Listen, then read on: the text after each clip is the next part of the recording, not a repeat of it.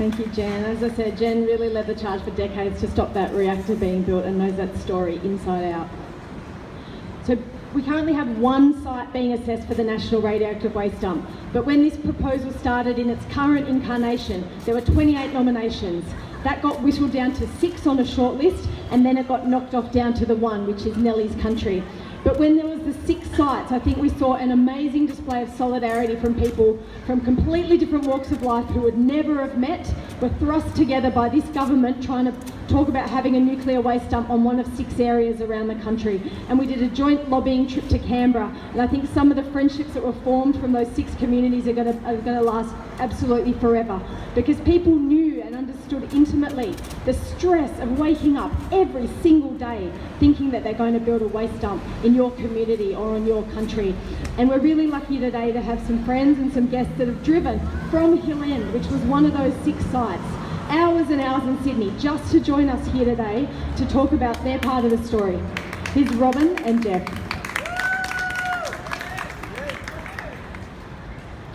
Thank you.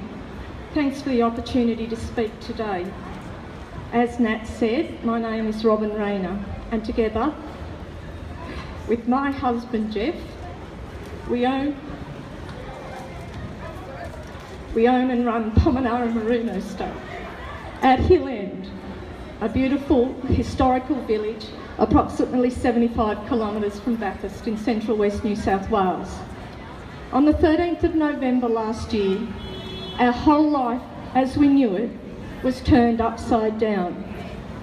We found out by a media release that the property directly across the road from us, 1.5 kilometres from our family home, had been volunteered for a proposed nuclear waste dump, and it had made the short list of 6 sites around Australia. The stress that this caused us and the time that was taken from our farm to fight this, instead of running our family business, was beyond imaginable. It has taken us until just recently to finally get our life back. Our family suffered, our health suffered, but we were determined to see this through. The Department of Innovation and Science didn't care about us or any of the other affected families through this whole process. The manner in which they conducted themselves for such an important issue as nuclear waste, they went about it all the wrong way, and they still are. They have learnt nothing from the mistakes made. They just keep making more. Once their decision was made to name one site, being the Flinders Ranges in South Australia, they walked away from the mess and the stress they created at the other 5 sites and left people such as ourselves to pick up our life as though nothing had happened. It has made our community stronger and closer. Some of the other affected sites were not as lucky. The division that this caused in their communities will, like nuclear waste, last for generations. Our neighbours and the community of Hill End and surrounding areas were totally against the proposed nuclear waste dump from the start, and nothing was going to change our minds. They were not going to sell out the environment or the history of Hill End for the almighty dollar. The community was not going to be divided by the promise of bribes or so-called community benefits. They could see past the tactics of the government department. The Central West Councils of Bathurst, Orange, Mudgee and Lithgow also showed their support against this proposal. There were a number of other organisations that come out and supported us. We had family and friends support too, but what really kept us going in this fight was the support and help we received from total strangers. People such as Nat and many, many others who were there when we needed it, to help us protect our home, our livelihood, and most importantly, a clean and safe future for our children and their children to come.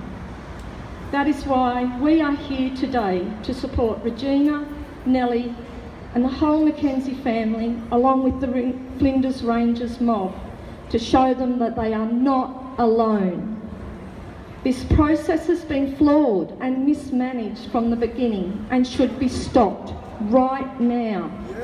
Enough unnecessary stress and anguish has been forced on this family, and someone needs to be held accountable for this. The message we need to send is to get it right and stop messing with people's lives and livelihood. No means no. How many times do we have to say it? Everyone needs to realise this affects us all, not just South Australia. Black, white Australians, we stand together against this. People power will win in the end. Don't give up. Thank you.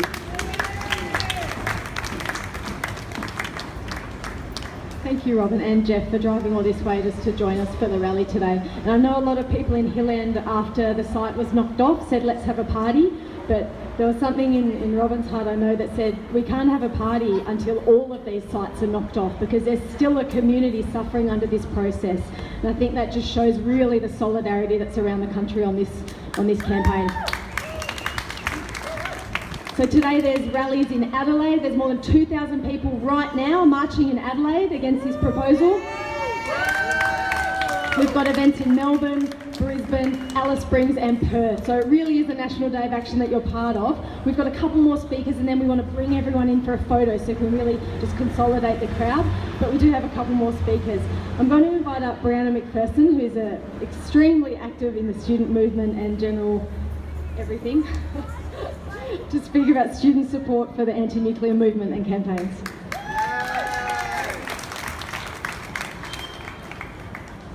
Thanks. I'd just like to acknowledge that we're on Gadigal land and that sovereignty was never ceded here or at any of the First Nations all across this continent, and pay my respects to elders past, present and future. And just say thanks basically for putting up such a strong resistance to this nuclear waste dump as it's moved around the country. I think we really owe it to First Nations communities for not having one elsewhere at the moment. So thank you for that.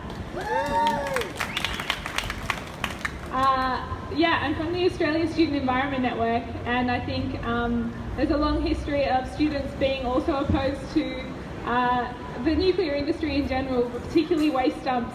The idea that we could build a nuclear reactor and not have somewhere to put the waste, that is, the idea that we would impose it on some community remotely, out of sight, out of mind, I think is something that really angers students. Particularly as this waste is going to stick around for generations upon generations into the future. So that's our future, that we're going to have to deal with this toxic legacy. We've seen around the world that no one really knows how to deal with this waste appropriately. There's always issues of leakage and radiation, and that affects like people and the ecology, everything. So as we don't know what's going to happen if that leaks, we don't want it to be anywhere other than where it comes from, which is in Lucas Heights. And we also support that being turned off. We know that there are different ways to create medical isotopes. We don't need to have a nuclear reactor here in Sydney, and I think we need to strongly resist any type of nuclear industry in Australia, particularly in South Australia. And something that we can all do here in Sydney is support South Australian communities in saying no, considering that they have a Premier at the moment who seems pretty intent on continuing this nuclear industry when it is simply something that we don't need. We need investment in renewable energy to tackle climate change, and we don't need nuclear energy, especially in this country. Thank you.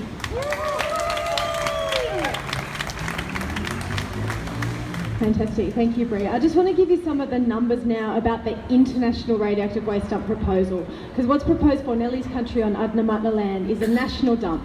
That's for waste produced in Australia, little bit, tiny bit at universities and hospitals. The most dangerous of the waste is from the Lucas Heights reactor, from reprocessing those fuel rods. That's called long-lived intermediate level waste, and it needs to be isolated for thousands of years from people and the environment. Really, really dangerous stuff. On top of that, we have the state premier in South Australia, Jay Weatherill, launched a royal commission to look at expanding the nuclear industry. They looked at increasing uranium mining, at having nuclear power and enrichment, and at having an international radioactive waste dump. The report from the Royal Commission found the first 3 of those to be unviable, firstly because they knew they'd be challenged so strongly, but also because the economics don't stack up. So what's left on the